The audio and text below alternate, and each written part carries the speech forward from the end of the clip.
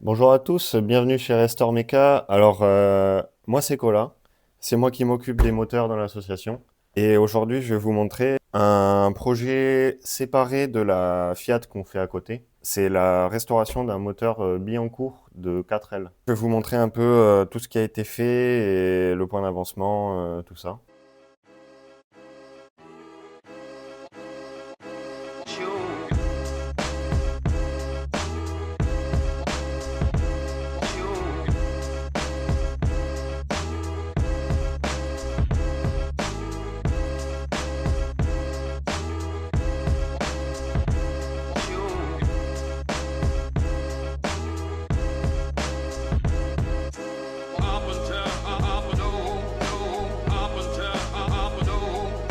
Bien, alors pour commencer, on commence avec la culasse puisque c'est la partie la plus complexe et c'est celle qu'on peut faire en premier. Ça, je l'ai déjà fait, mais elle a été intégralement démontée.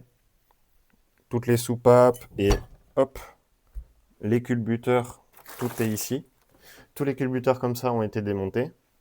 Chacun repéré admission, échappement pour chaque cylindre pour pas les mélanger. Ensuite, on a démonté les soupapes avec tous les ressorts et les coupelles et les demi-lunes. Une fois que tout était démonté, on a nettoyé la culasse à fond. On l'a passé au banc à ultrasons pour nettoyer dans tous les coins, que tout soit nickel. Une fois que ça a été fait, on a pu passer au contrôle. Donc on a vérifié que la culasse soit pas tordue, qu'il n'y ait pas de soucis. On a vérifié aussi les jeux au guide de soupape. Donc là, ceux-là, ils sont bons. On va pouvoir les réutiliser. Et là, ce que j'ai fait hier soir, c'était de m'occuper le rodage des sièges de soupape. C'est une étape très importante puisque c'est celle qui va garantir l'étanchéité entre le plan de la soupape, c'est-à-dire cette partie-là, et le siège de la soupape, donc c'est cette partie-là. Ça participe à la compression du moteur. On va commencer par déjà nettoyer au plus possible notre soupape. On nettoie au plus possible la soupape pour qu'elle soit la plus nickel possible. On nettoie les sièges de soupape. On la graisse au niveau de la queue de soupape. Et on y met de la pâte à rôder. On commence avec le grain fort. C'est une sorte de graisse avec des grains un peu comme du papier de verre, mais en graisse, qu'on étale sur la partie du plan qui est en contact avec le siège. Ensuite, on remet la soupape à son emplacement. Et avec un petit outil comme ça, avec une ventouse au bout, on vient tourner. En fait, on tourne pour, euh, pour faire frotter les deux plans du joint ensemble, pour les roder ensemble. On fait ça pour chaque soupape.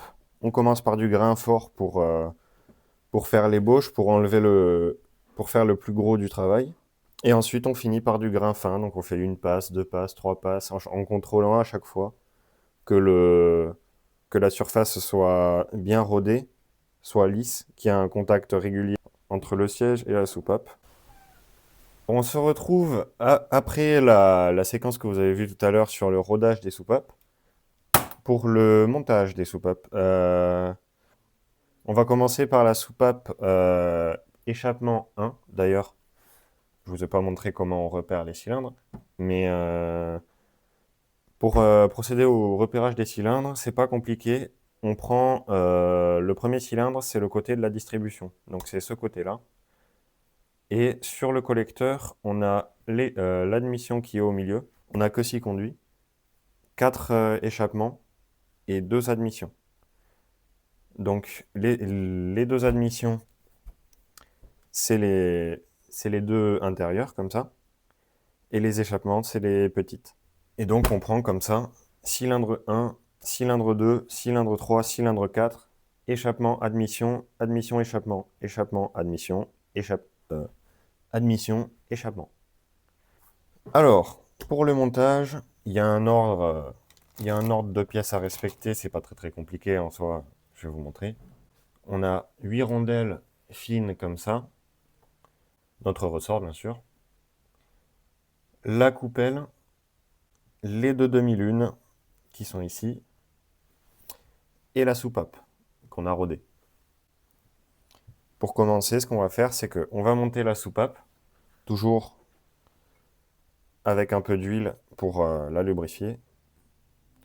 Donc on y va, hop. Voilà. Je cale la soupape pour pas qu'elle tombe avec une douille. Et on va pouvoir commencer le remontage. C'est la partie amusante, c'est là on rigole. On commence par la rondelle, toujours, on y met de l'huile dessus, on n'hésite pas, hein. On la met au fond. Il faut que la rondelle soit parfaitement en appui au fond. On vérifie que la rondelle est bien au fond de son logement. Le ressort, hop, on le met à son emplacement, comme ça. La coupelle, idem, elle a un sens la coupelle. Elle a un côté plat et un côté avec des sortes de créneaux. Pour, si vous vous trompez, enfin si vous n'arrivez pas à vous en souvenir, c'est pas compliqué, vous prenez votre demi-lune, il y a un côté où elle rentre et un côté où elle rentre pas. Je la mets dedans, hop, on voit qu'elle rentre pas. Donc là, on sait qu'elle vient comme ça. Alors, dans ce cas, là, il va falloir appuyer sur la coupelle pour pouvoir l'enfoncer et mettre les demi-lunes. Là, je le fais à la main, mais c'est mieux de le faire avec un outil spécialisé. Donc là, on prend les demi-lunes et on vient.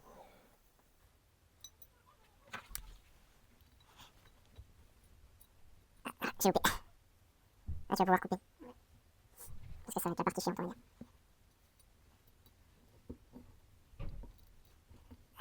Ah putain, il y a...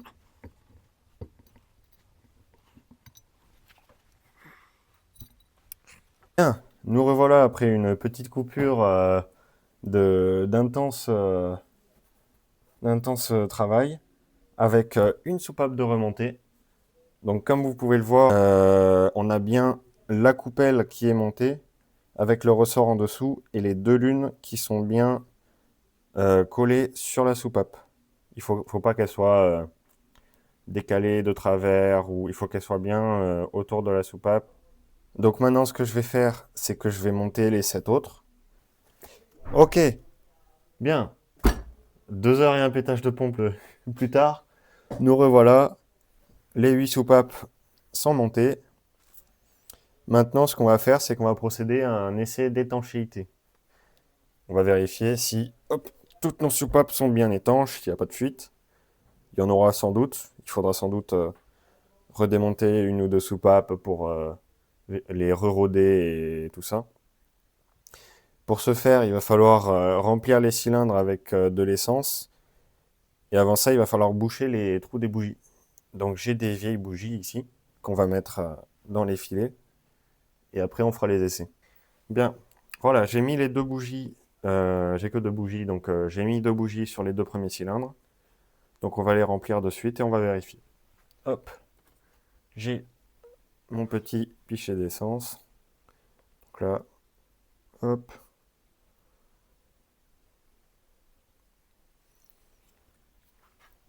Et voilà.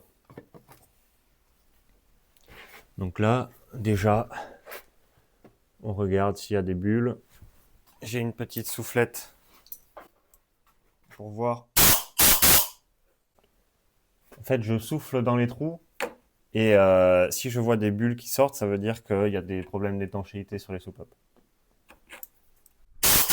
Celle-là, c'est bon. Celle-là aussi. Celle-là, c'est bon. Celle-là, c'est bon. Coup de bol, les 4 sont bonnes. On peut faire les deux autres. les deux autres cylindres.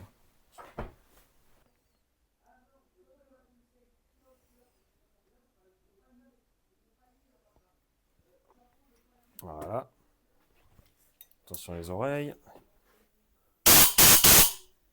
C'est bon. Celui-là, c'est bon. C'est bon. Nickel. Les 8 sont bons du premier coup. Nous revoici avec notre culasse contrôlée étanche. J'ai pris le temps de démonter les bougies, vider les puits des cylindres pour enlever l'essence. Maintenant, ce qu'on va faire, c'est remonter les culbuteurs avec les arbres, les axes des culbuteurs. J'ai pris le temps pendant la pause, pendant le cut, de sortir toutes les pièces et de les mettre en ordre avec tous les culbuteurs pour chaque soupape. Et voilà, maintenant on va attaquer le montage de la rampe de culbuteur.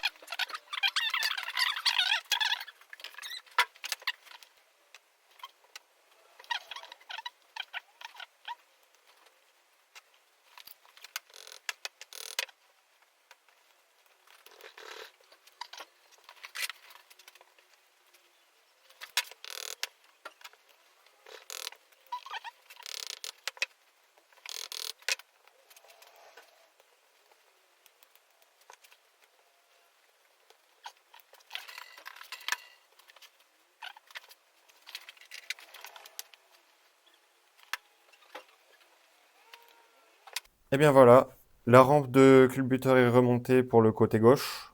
Donc là, ce que je vais faire, c'est exactement la même chose pour le côté droit. Et on sera terminé.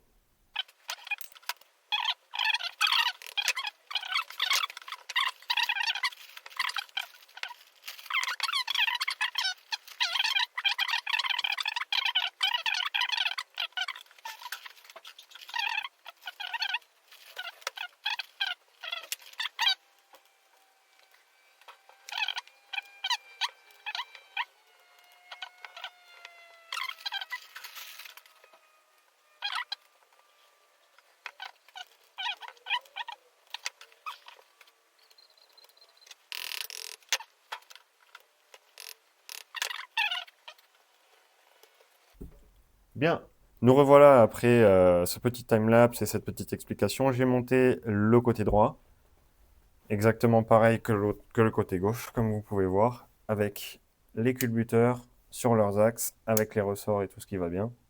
La culasse est terminée. Il n'y a plus qu'à la remonter sur le bloc. Le bloc qu'on va refaire dans la prochaine vidéo. Ce sera tout pour cette vidéo. Je vais vous laisser là. Restaurez bien vos véhicules et à la prochaine.